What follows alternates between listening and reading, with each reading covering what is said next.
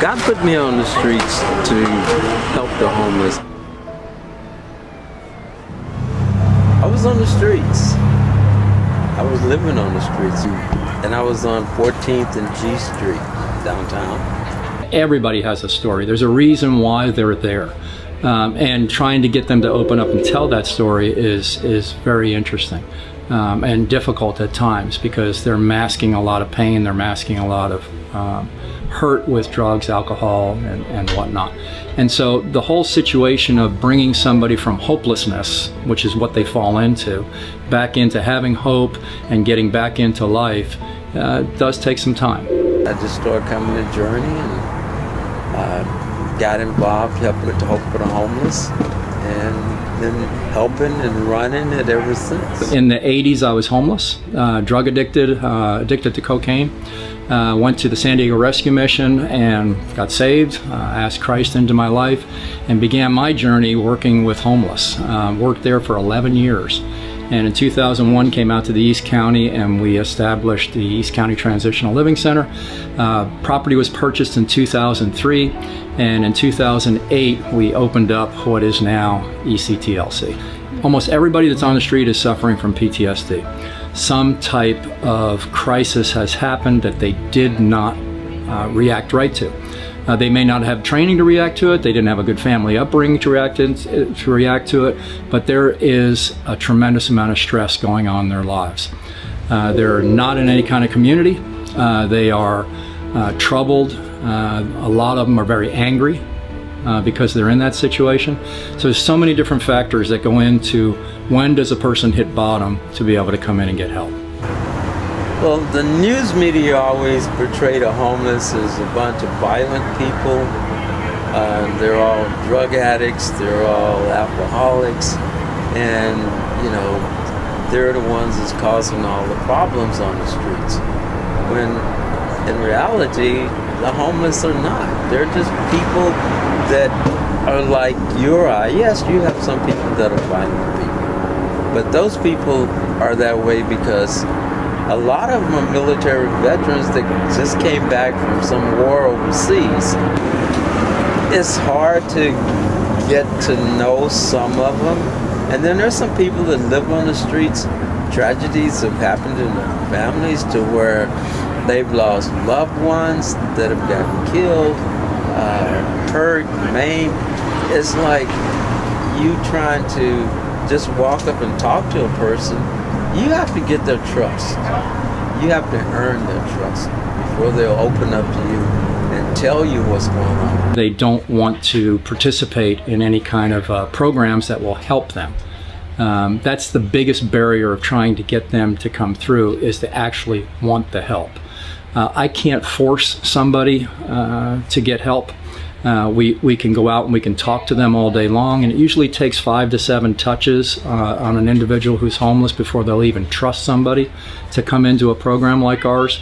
But they have to want it.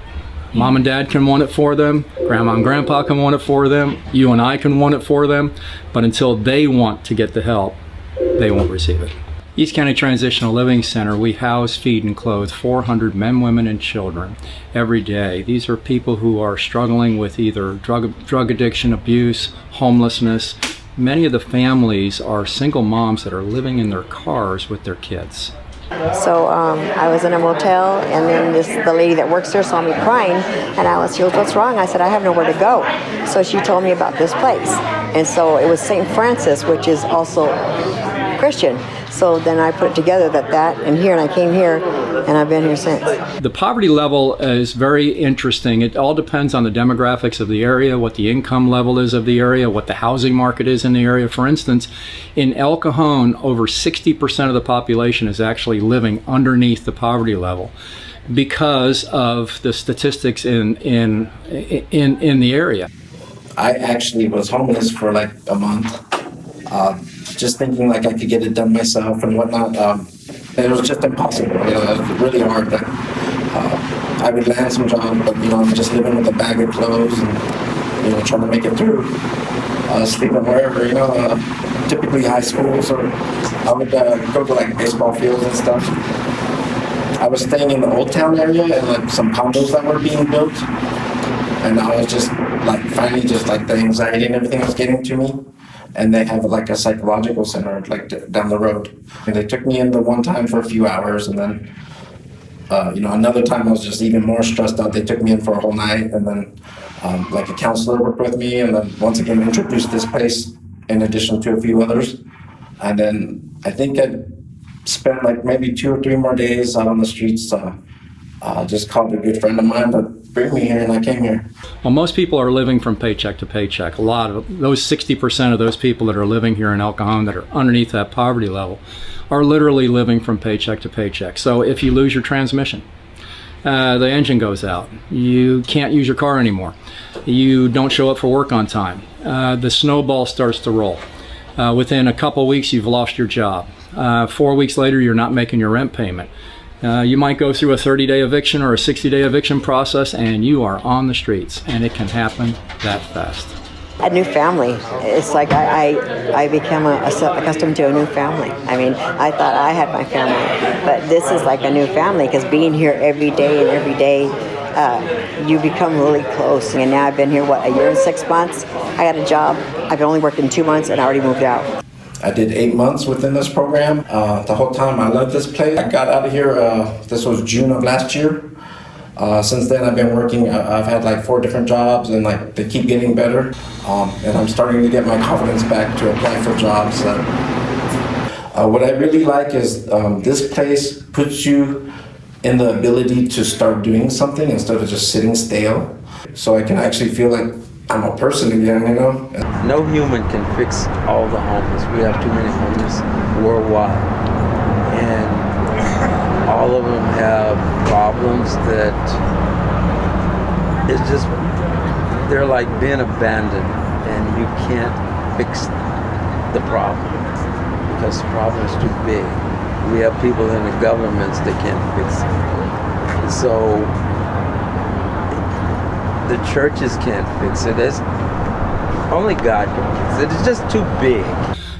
What I generally tell people who see people on the streets, and you have a compassion for somebody on the street, I never tell anybody not to do anything. I don't think it helps the homeless person if you go give them money.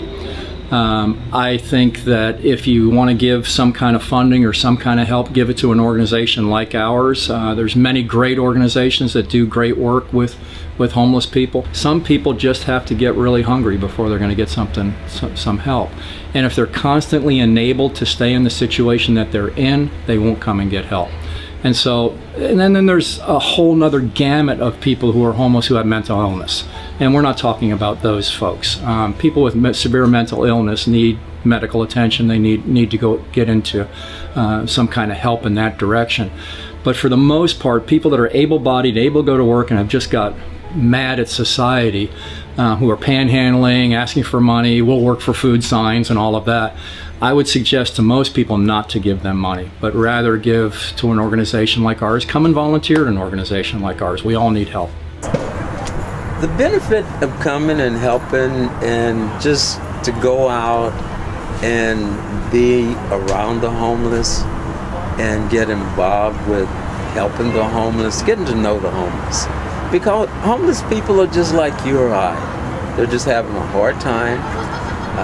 There's some out there that have mental problems or abuse problems or drug problems, but they're just people. They're families that live on the streets. There are families out there that have little kids that are on the streets. These kids are born on the streets, and more than likely they will live on the streets for the rest of their life.